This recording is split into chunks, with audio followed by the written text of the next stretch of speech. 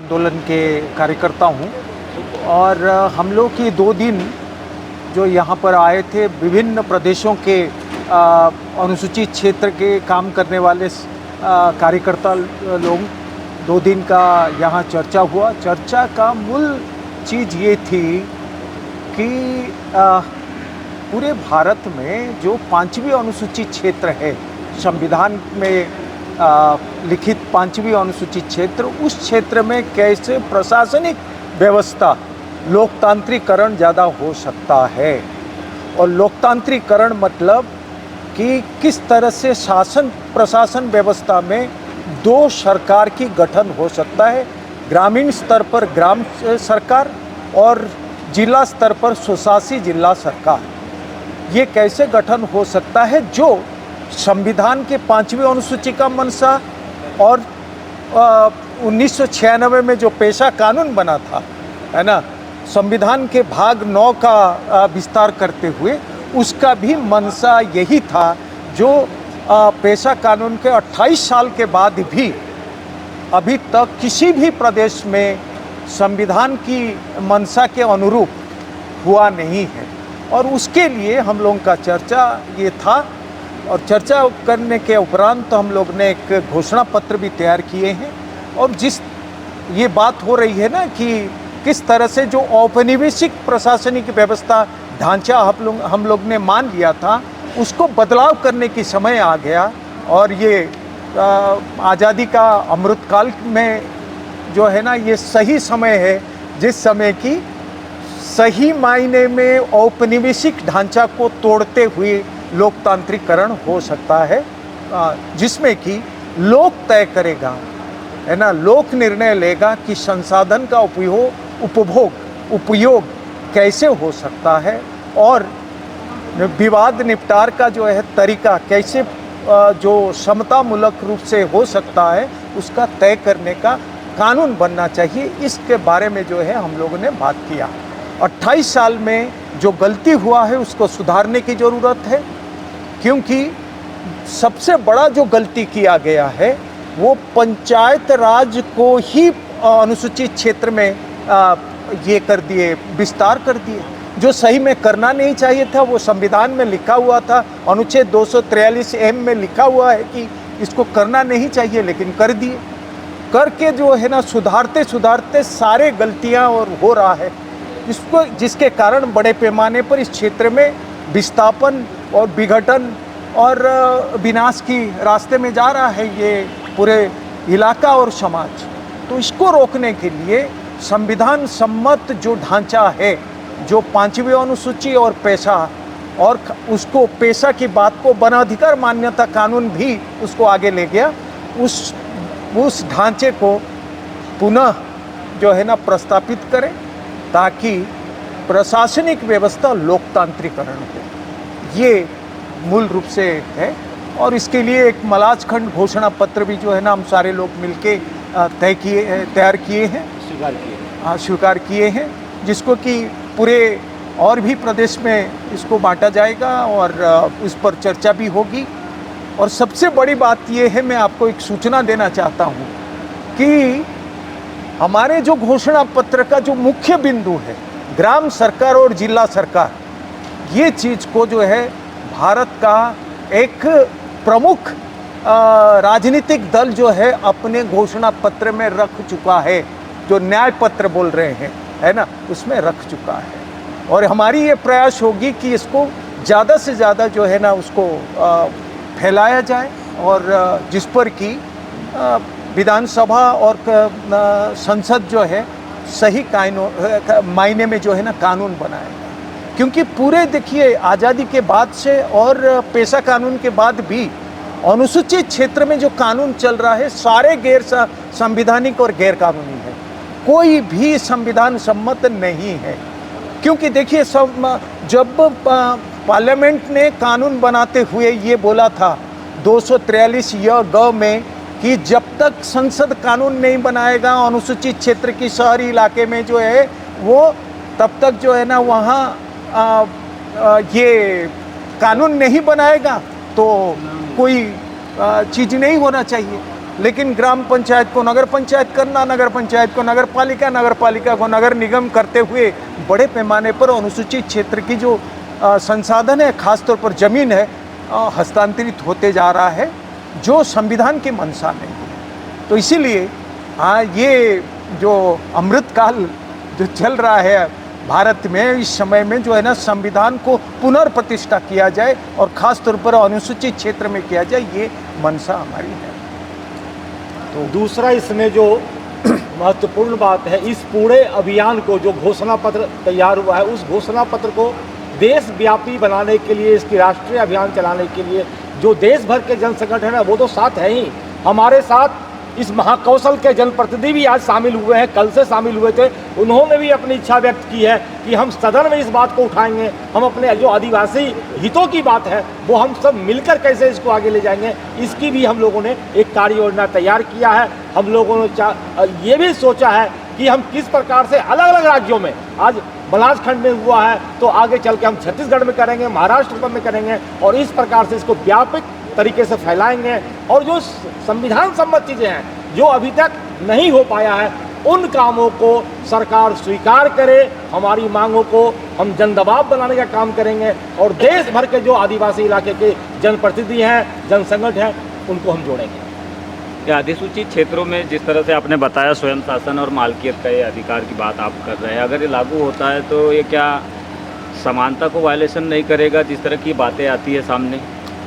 नहीं, समानता को तो देखिए, समानता की तो जो है ना हनन हो ही नहीं सकता है, क्योंकि जो अनुसूचित क्षेत्र में जो ढांचा है, व्यवस्था है, वो समानता के ऊपर आधारित है। आप देखिए हनन कैसे करेगा जब संसाधन वो गांव का ही नियंत्रण में रहेगा और सभी बंटवारा होगा, तो हनन तो होने का ज़रूरत ही नहीं है। क्योंकि याद रखिए, अनुसूचित क्षेत्र की जो ग्राम सभा की अधिकार है ना, वो आदिवासी और उस गांव में रहने वाले गैर आदिवासियों की सबका समान अधिकार है ना। तो इसीलिए कोई असमानता नहीं है, कोई मतलब समानता का हनन, समाज को बांटने का कोई भी काम नहीं। ये गलत फहमी फैलाया गया है।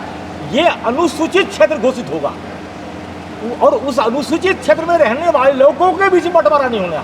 जो उस क्षेत्र में रह रहे हैं वो आदिवासी हैं, गैर आदिवासी हैं, सभी समाजों को न्याय मिलेगा, समता मिलेगा, उनके संसाधन को सुरक्षित किया जाएगा, जो कि वन अधिकार कानून में भी अगर आप देखें तो आदिवासी और गैर आदिवासी अन्य परंपरागत वन निवासियों को भी अधिकार देने की बात करता है। तो ये कभी भी नहीं हो सकता है कि हम एक समाज को आगे बढ़ाएंगे और एक को छोड़ देंगे। ये जो पूरी बात को फैलाई जा रही है, ये राजनीतिक है, लोगों में भ्रम पैदा किया जा रहा है। नहीं, ये कुछ चीज़ें देखने ये मिला था कि जो अधिसूचित क्षेत्र है वहाँ से जब ओबीसी वर्ग का कोई व्यक्ति पट्टे की मांग के लिए जाता है तो उसको ये कहा जाता है अधिकारियों की ओर से खास करके कि आप अधिसूचित ट्राइबल नहीं है आप, इसलिए आपको ये नहीं दिया जाएगा। ये बातें आती है कई बार और ये अधिकारियों के द्वारा कहा जाता है, तो इसको कैसे आप एक्सप्लेन करें? ये पूरा कानून में लिखा है, सबको मिलेगा। और उन्होंने ये जो कानून में बना दिया है कि 3 पीढ़ियों का प्रमाण पत्र, जबकि उसमें भी सुधार किया गया है और हम लोग इसकी भी लड़ाई लड़ रहे हैं। हमारे ही लोग हैं वो जो गैर आदिवासी हैं, इसी समाज के लोग हैं, उनके बीच में रिश्ते हैं, नाते हैं, एक साथ बैठते हैं, कोई गणेश पूजा करता है, कोई बड़ा देव का पूजा करता है, सब मिलकर करते हैं। ये जो सरकार, जो वहाँ बनाने वाले लोग हैं या जो उसके बारे में प्रशासनिक दिक्कतें हैं, वो सब सरकार के साथ लड़ा जाएगा। लेकिन हमारे गाँव में, अब मैं वर्गीय विस्थापित की बात करूं तो हमारे गांव में जो आदिवासियों को पट्टा मिल गया है, लेकिन जिन गैर आदिवासी को पट्टा नहीं मिला है, आदिवासी उनके साथ खड़ा है, क्योंकि वो एक समाज के रूप में रहते हैं, एक परिवार के रूप में रहते हैं। बंटवारा तो शहरों में दिखता है, गांव में थोड़े बंटवारा दिखता है। लेकिन और एक बात इसको समझ लीजिए कि देखिए, जो बोल रहे हैं ना, आप वन अधिकार को देखेंगे, वन अधिकार में पूरे गांव के पारंपरिक सीमा के अंदर में जो है ना, जो आदिवासी का अधिकार है, गैर आदिवासी का भी अधिकार है। सिर्फ पट्टा में जो है ना 3 क्या बोलते हैं, जेनरेशन, 3 पीढ़ी के सिर्फ बात है ना पट्टा के बारे में। लेकिन बाकी और सारे चीज़ के ऊपर जो है ना सब समान अधिकार है। लघु वनोपज इकट्ठा कर सकता है और उसका जो भी रेत जो भी करना है, सब अधिकार तो है। तो इससे ये नहीं है कि लेकिन वो दिखा सकता है कि उस इलाके या आसपास में पिछले मतलब 75 साल में उनके पूर्वजों कहीं थे, है ना, दिखा सकता है तो उसको मिलेगा। जो अधिकारी को भी बोलते हैं कि इनको नहीं मिलेगा वो सबूत दिखाने के बाद, तो वो गलत है। सरकारें जो है रिसोर्सेज के लिए लगातार जो है आदिवासी क्षेत्रों में लगातार हावी हो रही है, देखने मिल रहा है। मिनरल्स है, माइंस, इसको निकालने के लिए। तो क्या ये जो आपका घोषणा पत्र है या जो पेशा कानून की जो बातें कर रहे हैं, वनाधिकार कानून, ये क्या बाध्यता है इसकी? कुछ उसमें कुछ ऐसे प्रोविजंस है, ऐसे प्रावधान है जिसके माध्यम से इसको रोका जा सकता है? जिस तरह से रिसोर्सेज की वजह से पर्यावरण में बहुत बड़ा इफेक्ट पड़ रहा है, या और अन्य गतिविधि आदिवासियों को वहाँ से विस्थापित किया जा रहा है, ये कुछ है इसके प्रावधान इसमें? वो प्रावधान तो है ना, पेशा का 4 घ देखेंगे, है ना, वो क्लियर लिखा है कि सामुदायिक संसाधन का रक्षण और संरक्षण करने के लिए ग्राम सभा सक्षम है। लेकिन सरकार ने जो पेशा नियम लागू किए वो तो कहीं पर दिखाई नहीं देता है, उसका कहीं अब वो क्रियान्वयन। पेशा नियम वो गलत ढंग से करते हैं। पिछले वही तो बोल रहे हैं ना, पिछले 28 साल में जो है ना उनने सही नियम बनाया नहीं, है ना। सही मायने में क्या होना चाहिए कि पहले जो है ना कानून बनाना चाहिए, पेशा के पुष्टिकरण कानून बनाने के बाद जो है ना नियम बनाना चाहिए था।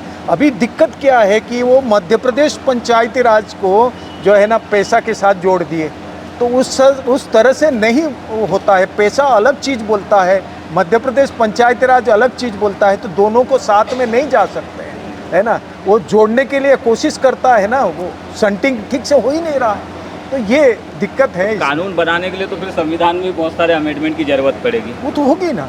तो क्या ये संभव लग रहा है? कानून बनाने के लिए जरूरत नहीं पड़ेगी। देखिए कानून तो इस कानून में है, पेशा कानून में है कि राज्य विधानसभा जो है ना ये पारित करेगा पहले से, तो कोई वहाँ अमेंडमेंट करने की ज़रूरत ही नहीं है। बड़े अमेंडमेंट मतलब 11th शेड्यूल में अमेंडमेंट करना है तो पार्लियामेंट करेगा क्योंकि वो सूची के अनुसूची की बात है ना, मतलब लिस्ट की बात है, तो वो करेगा। लेकिन ये गांव सरकार बनाना, जिला सरकार बनाना, ये तो राज्य विधानसभा कानून बना सकता है। वही पेशा बोल रहा है, धारा 4 में बोल रहा है। कानून या राज्य का कानून यदि वो जनजातीय हितों के खिलाफ है, उनके हित में नहीं है, तो राज्यपाल को यह अधिकार है कि जनजातीय सलाहकार परिषद जो है मंत्री विधानसभा में, वो उसकी सलाह पर उस कानून को रद्द कर सकती है, संशोधन कर सकता है राज्यपाल, या और ये भूतलक्षी प्रभाव से भी हो सकता है। तो अंग्रेजी हुकूमत में जो एक्सक्लूडेड एरिया थे, मतलब जो 5वीं अनुसूची है, या उसमें सेक्लूडेड और एक्सक्लूडेड एरिया के नाम, उसमें अंग्रेजी हुकूमत के कोई कानून नहीं चलते थे। पर आज़ादी के बाद वो सारे कानून उन पर लागू कर दिए गए, जैसे भारतीय वन कानून। अब भारतीय वन कानून जनजातियों पे लागू, तो जल जंगल जमीन जिनके आधार पे उनकी आजीविका चलती है वो उनसे छिनने लगी है। इसी के कारण असंतोष। और प्रधानमंत्री मनमोहन सिंह जब 55वीं नेशनल डेवलपमेंट काउंसिल की मीटिंग एड्रेस कर रहे थे, उसमें बोला, और चिदम्बरम जब गृह मंत्री थे तो उन्होंने भी नक्सल प्रभावित जितने राज्य हैं उनके मुख्यमंत्रियों को बोला कि यदि पेशा कानून और वनाधिकार कानून वास्तव में लागू हो जाता है तो भारत से नक्सलवाद खत्म हो जाएगा। ये प्रधानमंत्री के बोलने के बाद भी आज तक लागू नहीं। तो वही तो ये दिक्कत कहाँ हो रही है जो इतने सालों से हम इस पर विमर्श कर रहे हैं, विचार कर रहे हैं। वो कानून को लागू करना ही नहीं देना चाहती है। वो सारा कानून अंग्रेजों के ज़माने में इनके हाथ में था, और ये पेशा है, ये जनता के हाथ में कानून देना चाहते हैं। तो ये जो पूरा पावर अपने हाथ में रखना चाहते हैं, ये पूरा का पूरा जो पेशा है वो सत्ता का विकेंद्रीकरण चाहता है।